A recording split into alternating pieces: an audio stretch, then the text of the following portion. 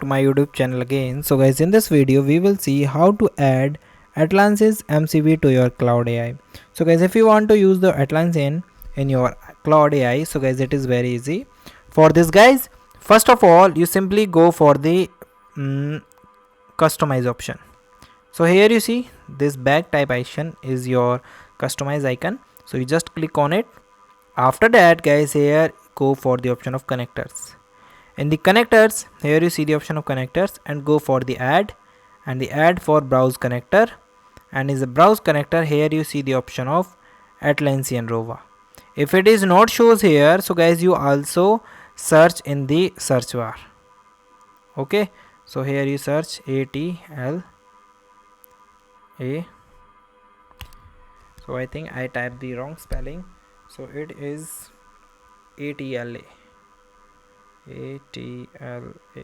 Okay, Atlassian, then click add and it start adding.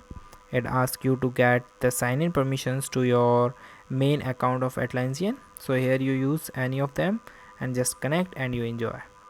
Okay, so guys, thank you and have a nice day.